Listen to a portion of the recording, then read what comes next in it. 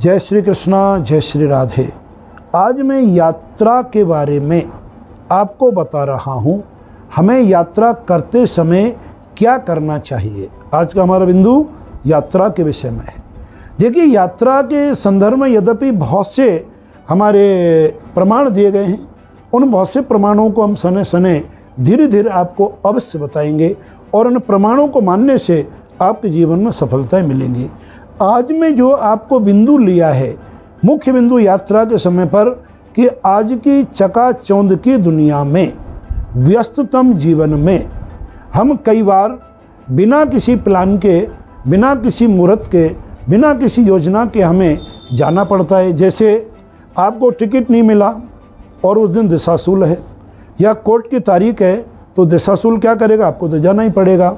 या कोई आपके प्राणी जिनसे मिलने के लिए आवश्यक मीटिंग है, या कोई बीमार है, या कोई भी कारण ऐसा हो गया, अनहोनी या अपरिहार्य घटना जिसका कोई परिहार नहीं है, और आपको जाना है सपोज पूर्व दिशा में, और पूर्व दिशा में आपका शनिवार के लिए, सोमवार के लिए जो सर्वविदित सबको पता है कि दिशाशूल होता है। और दिशाशूल का मतलब है दिशाशूल, शूल माने कष्ट, वेद, व्याधि। जिस दिशा में दिशाशूल मौत बैठा हुआ है, अगर प्राणी उस दिशा में जाएगा तो उसे कष्ट की अनुभूति होगी। कभी कभी बहुत बड़ी भी कष्ट की अनुभूति होती है जिनको हम अपने मुख से कहना नहीं चाहते। तो हमारे ऋषि मुनियों ने ऐसे अनुपम परिहार, उपाय, फॉर्मूले बना के रखे हैं कि जब कभी आपको कहीं भी जाना पड़े, किसी भी टाइम जाना पड़े, चाहे उस दिन चौघड़िया, जैसे आपको फ्लाइट का टाइम है, और अगर आप फ्लाइट के टाइम में चौघड़िया देखेंगे और टाइम इतना नहीं है, काल का चौघड़िया, रोग का चौघड़िया, उद्वेग का चौघड़िया चल रहा है और आपको यात्रा करना परम आवश्यक है। इन तमाम परिस्थितियों में एक आपको मैं ऋषि मुनियों का बताया हुआ फॉर्मूला बता रहा हूँ। यद्यपि इसके बारे में पहले एक बार मैं जिक्र किया हूँ, लेकिन पुनः इसका मैं स्पष्टीकरण के साथ दे रहा हूँ। इस एक दोहा को याद कर लें, और दोहा याद अगर नहीं कर पाते हो तो अपने किसी डायरी में लिख लें, या अपने मोबाइल में जो आपके नोटिफिकेशंस वगैरह लिखते रहते हो आप, उसमें मोबाइल में कर लें। और देखोगे आप कि आज के बाद, यानी जिस दिन आप इसको फॉलोअप करना शुरू करोगे, अनुसरण करना शुरू करेंगे, हर यात्रा आपकी सफलताप्रद होगी। दिशाशूल में जाने में पहले शारीरिक कष्ट होना, वाहन आदि का छूट जाना, या जहां आप जा रहे हैं जिस काम के उद्देश्य से उस व्यक्ति के द्वारा आपको परेशान करना, या उस व्यक्ति की कोई निजी समस्या के कारण आपके सामने उपस्थित ना होना, अन्य ऐसे सैकड़ों कार्य जो दिशाशूल में और बिना मुहूर्त के यात्रा करने पे जिनका हमें सामना करना पड़ता है और करना पड़ता होगा, करना पड़ सकता है। तीनों शब्दों का प्रयोग करूंगा, मैं निवारी नहीं कर रहा हूँ, होता ही है, प्रभु की कृपा है तो नहीं भी हो, हम तो ये प्रभु से ही प्रार्थना करते हैं कि किसी को ना हो, लेकिन अगर हो तो उसे रोका कैसे जा सकता है, उसके विधि में मैं आपको बता रहा हूँ। तो हमारे पूर्व आचार्यों ने एक दिव्य फॉर्मूला बताया है। उससे पहले मैं चाहूँगा ये दिव्य फॉर्मूले को, दिव्य विधान को समझने से पूर्व हम ये समझाएंगे स्पष्टीकरण के साथ। यदि आप हमारे चैनल पर नए हैं तो ज़रूर आप सब्सक्राइब करें, बेल आइकॉन दबाएं, और ज़रूर से ज़रूर इसको अपने मित्र, बंधु बांधवों में, फ्रेंड सर्किल में, ग्रुप्स में इसको ज़रूर आप शेयर करें। और तो और लाइक भी बनता है इतने अच्छे कार्यों के लिए, कुछ कमेंट्स भी बनते हैं, वो भी आप दिया करें, और हमें और आगे क्या क्या आपको बताना है वो भी अपनी जिज्ञासा रखा करें, तो हमें बड़ी खुशी होगी। क्योंकि ये जो पूरा हमारा आचार्य जिनेंद्र कटारा चैनल है वो मेरा परिवार है, और सभी परिवार मेरा निजी परिवार के सदस्य हैं।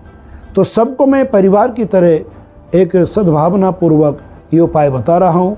तो ये उपाय क्या है कि रवि को पान, सोम को दर्पण, मंगल में गुड़ खावे, बुध में जीरा, गुरु में धनिया, शुक्र में दही पावे, चना खाए जो चले शनि को, कालो जीत घर आवे। पुनः एक बार मैं सुना देता हूँ। रवि को पान, सोम को दर्पण, मंगल में गुड़ खावे, बुध में जीरा, गुरु में धनिया, शुक्र में दही पावे। और चना खाए जो चले सनीकू, कालऊ जीत घर आवे। अब इसमें क्या रहस्य छुपाया देखो कि आपको दिशाशूल के अनुकूल हैं तो भी अनुपालन करना है, मानना है। और दिशाशूल के अगर आप अनुकूल प्रतिकूल दोनों आपके सामने दिशाशूल है तो भी मान्य है, और नहीं दिशाशूल है तो भी मान्य है, मुहूर्त अच्छा है तो भी मान्य है। तो रविवार के दिन पान खाएं। अब कोई कहते हैं महाराज गांव में पान की दुकान नहीं है, पान नहीं है, तो पान का मुख्य आधार क्या होता है? सुपारी या इलायची, जो मुंह में सुगंधी पदार्थ उत्पन्न करे। पान की जगह पर पान अगर उपलब्ध नहीं है तो इलायची खा के रविवार को निकलते समय दाहिना कदम रोज ही अपने आगे रखेंगे। सोम को दर्पण, सोमवार को सोमवार क्यों दर्पण रखा है?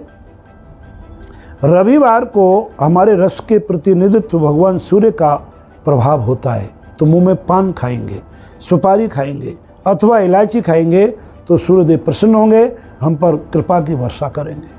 और सोम को दर्पण, सोमवार हमारा मन का प्रतीक कौन है? मन का प्रतीक हमारे चंद्रदेव हैं, जो कि सोमवार को प्रतिनिधित्व करते हैं। उसी दिन एक दर्पण में अपना मुस्कुराते हुए चेहरा देख करके घर से प्रस्थान करें, दाहिना पैर आगे रखे, नारायण नारायण नारायण 4 शब्द बोल करके।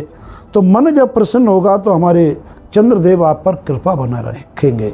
और मंगल में गुड़ खावे, गुड़ बनता है गन्ने से, गन्ना उत्पन्न होता है पृथ्वी में, सबको पता है, और हमारे मंगल भूमि पुत्र हैं। तो गुड़ का सेवन करने से, अगर मानो सपोज गुड़ नहीं है तो आपके लिए बहुत ही आसान चीज़ है कि चीनी भी खा सकते हो, मीठा।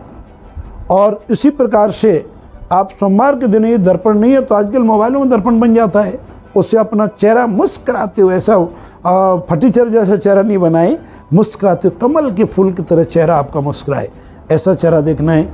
मंगलवार को गुड़ की डली खाएं। बुध में जीरा, बुध हमारा प्रतिनिधित्व है विद्याओं का, सद्बुद्धि का, विवेक का। तो जीरे में वो ताकत है। कभी आपको जब हम आयुर्वेद में आपको बताना शुरू करेंगे तो जीरे में हमारे स्वास्थ्य रक्षा के लिए बहुत बड़ी ताकत रखती है। हीमोग्लोबिन को बढ़ाने का सर्वोत्तम ये माध्यम माना गया, उसके बारे में बाद में चर्चा करेंगे। तो जीरे के दाने कच्चे चलते समय मुंह में डालने, ये बुधवार का परिहार है।